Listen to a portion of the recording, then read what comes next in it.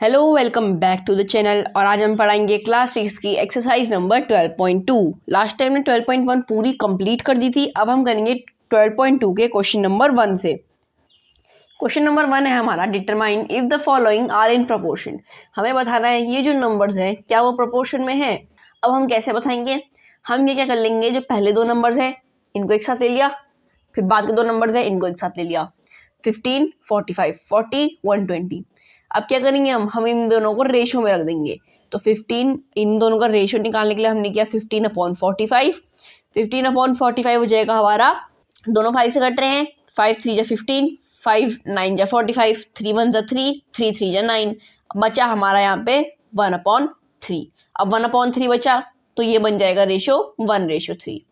फिर आता है 40 और 120। तो 40 और 120 को हमने फिर अपॉन में लिया, 0 से हमारा 0 कट गया, 4/12 बचा। ठीक है, 4/12 था, 4 1 जा 4, 4 3 जा 12, क्या आया 1/3 आया। तो ये हो जाएगा हमारा 1:3। अब हम देखें इन दोनों नंबर्स का रेशो और इन दोनों नंबर्स का रेशो सेम आ रहा है, 1:3 1:3। प्रपोर्शन क्या बोलता है हमारा, प्रपोर्शन होता है हमारा कि जो दो, जैसे मान लो ये 4 नंबर्स हैं तो इनके रेशो और इन दोनों जो पेयर है और इसका पेयर है, दोनों में जो रेशियो आएगा वो सेम आना चाहिए, तभी हम उनको प्रोपोर्शन में लिख सकते हैं।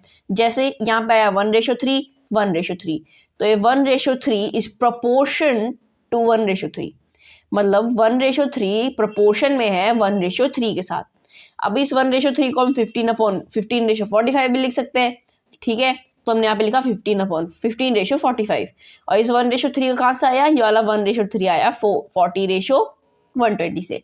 तो यहाँ पे आ जाएगा 40:120। तो 15:45 इज प्रोपोर्शनल टू 40:120। ठीक है, तो ये मतलब एक प्रोपोर्शन में है। और हमें बोला गया था क्या ये प्रोपोर्शन में है, तो हम क्या लिख देंगे, yes 15, 45, 40, 120 are in a proportion. ये चारों नंबर्स एक प्रोपोर्शन में हैं। फिर है इसका बी पार्ट, जिसमें 33, 121, 9 और 96। हमने फिर से 33/121 किया, 11 3 जा 33, 11 11 जा 121, बचा हमारा 3/11। अब 3/11 को हम लिख देंगे 3:11 में, क्या आ जाएगा 3:11 आ जाएगा।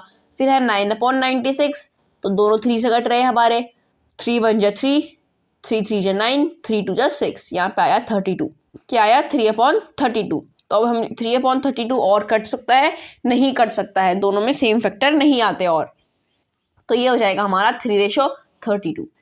अब ये नंबर्स आ रहे हैं हमारे 3:11 और 3:32। तो 3:11 3:32 दोनों प्रोपोर्शन में है नहीं, दोनों इक्वल नहीं है, तो वो दोनों प्रोपोर्शन में नहीं होंगे। अब ये दोनों प्रोपोर्शन में नहीं है तो ये चारों नंबर्स भी एक साथ प्रोपोर्शन में नहीं होंगे, क्योंकि इन दोनों का जो रेशियो आया वो इन दोनों के रेशियो के इक्वल नहीं है। तो मतलब इन दोनों का रेशियो और इन दोनों का रेशियो प्रोपोर्शन में नहीं है। तो यहाँ पे आ जाएगा 3:11 इज नॉट प्रोपोर्शनल टू 3:32। फिर हम यहाँ पे लिख देंगे क्वेश्चन का answer, no 33, 121, 9 and 96 are not in a proportion. ये जो हमारे नंबर्स हैं ये सब प्रोपोर्शन में नहीं है। ठीक है, फिर आता है हमारा सी वाला पार्ट, इसमें है 24, 28, 36 और 48। तो 24 और 28 है तो 24/28 हुआ।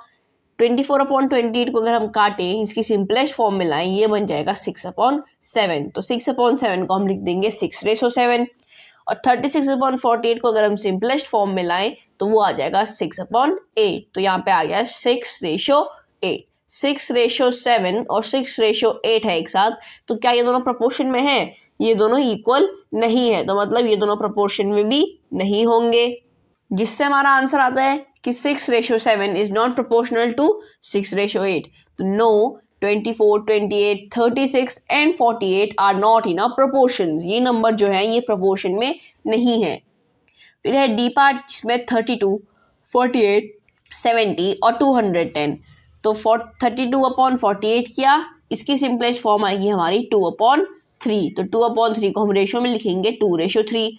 फिर आता है हमारा 70/120। तो 70/120 की हमारी सिंपलेस्ट फॉर्म आई 1/3। 71 जा 70, 73 जा 210। तो अब यहाँ पे आया हमारा 1:3। अब क्या 2:3 और 1:3 इक्वल है? नहीं, 2:3 इज नॉट प्रोपोर्शनल टू 1:3। तो ये दोनों प्रपोर्शन में नहीं है, और अगर ये दोनों प्रपोर्शन में नहीं होंगे तो हमारे 32, 48, 70 और 210 भी प्रपोर्शन में नहीं होंगे। तो इसका आंसर आ जाएगा हमारा नो। ठीक है, फिर आता है हमारा ई वाला पार्ट, जिसमें है 4, 6, 8 और 12। 4, 6, 8 और 12 है हमारे। तो 4/6 किया हमने पहले, इसकी सिंपलेस्ट फॉर्म आई 2/3। 2/3 को हम यहाँ पे रेशो में लिख देंगे 2:3। फिर है 8/12, तो 8/12 को हम रेशो में लिखेंगे, सॉरी इसकी 8/12 की सिंपलेस्ट फॉर्म आएगी 2/3, और 2/3 को रेशो में लिखेंगे 2:3। तो 2:3 इज प्रोपोर्शनल टू 2:3। 2:3 जो है वो 2:3 के इक्वल है, दोनों इक्वल हैं, तो ये नंबर्स प्रोपोर्शन में आ रहे हैं। ये 2:3 कहाँ से आया? हम पहले क्या लिखेंगे? 2:3 इज प्रोपोर्शनल टू 2:3। 2:3 जो है वो 2:3 के साथ प्रोपोर्शन में है। तो हमारा पहला 2:3 कहाँ से आया था? 4 और 6 से, और ये वाला 2:3 8 और 12 से। तो यहाँ पे आ जाएगा हमारा, हम इनकी प्लेसेस में 2:3 की प्लेसेस में 4:6 और 8:12 रख देंगे। तो ये हो जाएगा हमारा 4:6 इज प्रोपोर्शनल टू 8:12। तो यहाँ पे आ जाएगा हमारा yes, 4, 6, 8 and 12 are in a proportion. ये जो हमारे नंबर्स हैं वो प्रोपोर्शन में हैं। फिर आता है एफ पार्ट, जिसमें 33, 44, 75 और 100। तो 33/44 हो जाएगा हमारा 3/4, और 3/4 को हम लिखेंगे 3:4। फिर आता है हमारा 75/100, ये भी 3/4 होएगा, और इसको भी हम लिख देंगे 3:4। तो 3:4 इज इक्वल टू 3:4। इसीलिए हमारा 33:44 इज प्रोपोर्शनल टू 75:100। तो ये हो जाएगा हमारा yes, 33, 44, 75 and 100 are in a proportion. ये चारों नंबर्स जो हैं वो हमारे वो चारों प्रोपोर्शन में हैं। तो अब आता है हमारा क्वेश्चन नंबर 2, राइट ट्रू और false against each of the following statements. हमें इन फॉलोइंग स्टेटमेंट्स, मतलब जो हमें स्टेटमेंट गिवन है उन्हें, उनके आगे हमें ट्रू या फिर फॉल्स लिखना है। पहला है हमारा 16:24 इज प्रोपोर्शनल टू 20:30। 16:24 जो है वो 20:30 के प्रोपोर्शन में है। तो अगर हम 16 और 24 की सिंपलेस्ट फॉर्म निकालें वो आएगी 2/3, और 2/3 को हम लिख देंगे 2:3। फिर आता है 20/30। 20/30 की सिंपलेस्ट फॉर्म आएगी 2/3, तो ये भी हो जाएगा 2:3।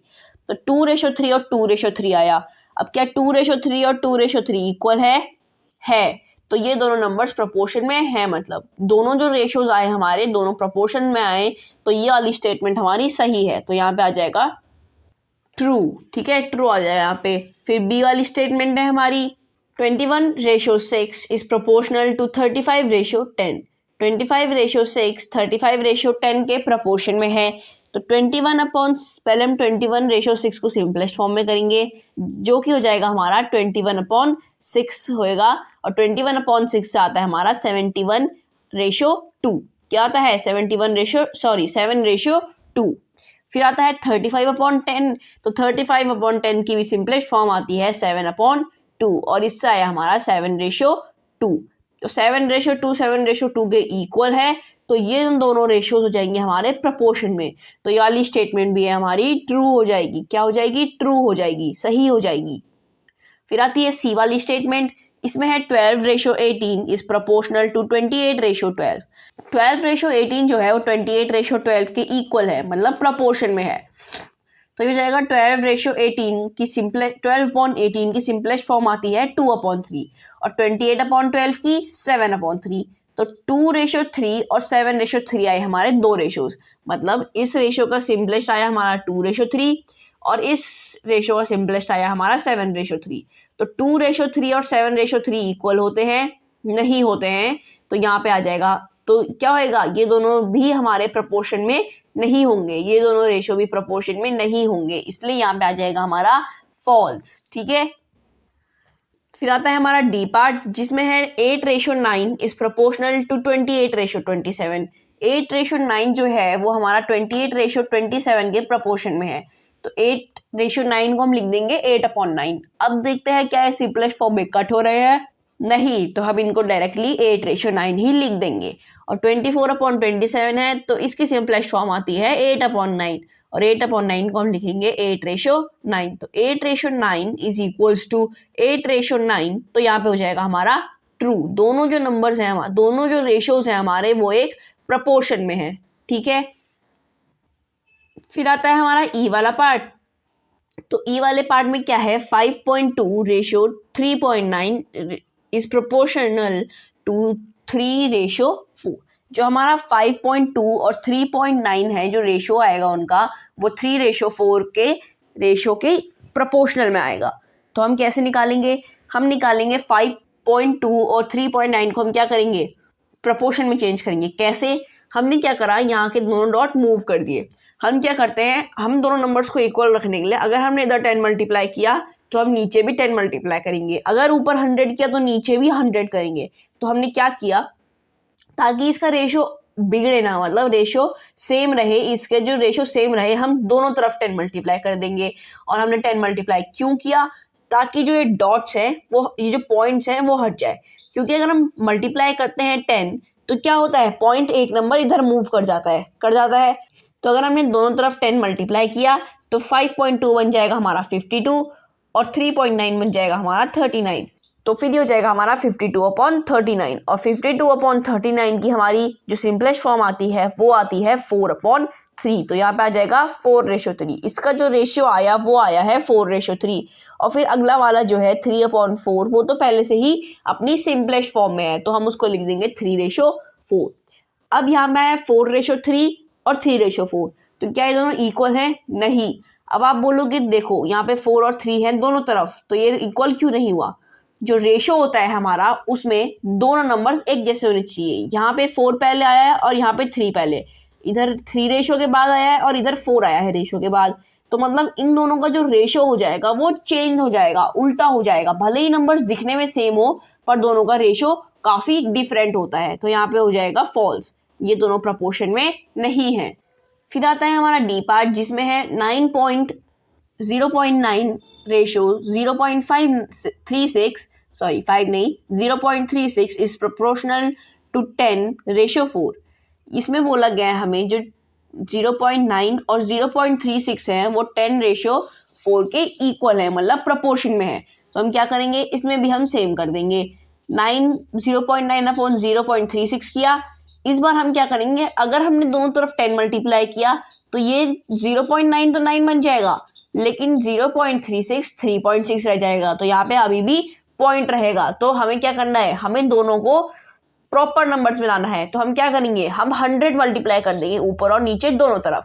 100 मल्टीप्लाई किया तो ये 0.36 बन गया हमारा 36। क्या बना, 36 बन गया। और 0.9 बन गया हमारा 90। तो 90/36 आया, जिसकी सिंपलेस्ट फॉर्म होती है हमारी 5/2। क्या होती है 5/2, और 5/2 का रेशो आ जाएगा 5:2। सेम वैसे ही 10/4 किया।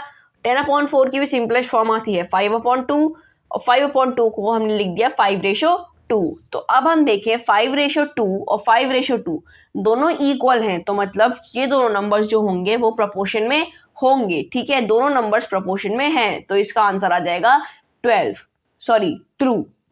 तो ये था हमारा क्वेश्चन नंबर 2। तो आज की वीडियो के लिए बस इतना ही। नेक्स्ट वीडियो में हम कंटिन्यू करेंगे क्वेश्चन नंबर 3 से। तब तक के लिए आपके पास जो क्वेरीज हैं आप उन्हें कमेंट बॉक्स में डाल सकते हैं, हम ज़रूर से उनको रिप्लाई करेंगे। और हमने अपनी प्रीवियस और नेक्स्ट वीडियो का लिंक भी डिस्क्रिप्शन में डाल दिया है, जहाँ से आप उन्हें डायरेक्टली देख सकते हैं। Till then, thank you and bye bye.